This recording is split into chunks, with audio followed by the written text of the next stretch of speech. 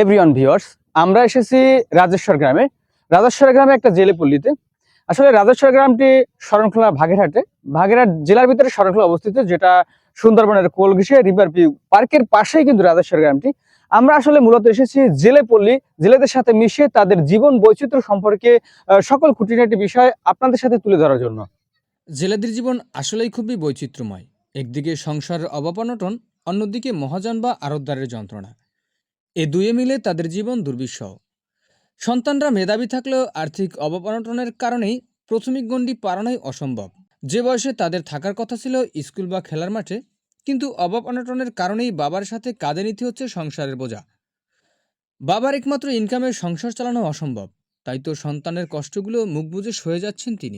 তখন বলতে মনে করেন যারা জেলে মাছ ধরে, এরা মূলত আপনার চলে এইভাবেই। দেখা যায় ওই সমান সমান দেখা যায় একটা কিস্তি তুলিয়া জাল বানায়, ওই কাজ করিয়া দেখা যায় খাই লয়, আবার ওই কিস্তি গোটে আনে কোনো কায়দা, আবার উল্টো বেলে দেনাও বাজে।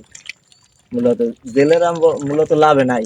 কিছু কিছু জেলে মনে করেন হাতে গোনা জিবিল শতকে দুই এক খান যাইলে, কিন্তু আর তা প্রায় মনে করেন এইভাবেই আর কি জীবনযাপন চলে আর কি।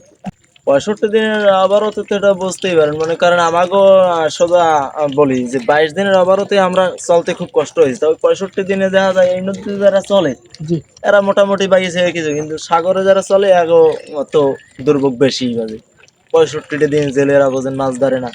এগো আমাকেও সিভিলের 5 দিন যদি কাজ না করি তাহলে খাইতে লইতে সমস্যাই হয়ে যায়। তাই বোঝেন না 65 দিন যদি থাকে কোনো কাজ নেই। আমাকে এই কেজি আমরা লোক আছে যাইয়া আপনার 6 জন।